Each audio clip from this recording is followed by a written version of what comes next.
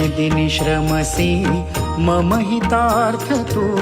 किती तुझ शिण देऊ हृदयी वससी परिनच दिससी कैसे तुझ पाहू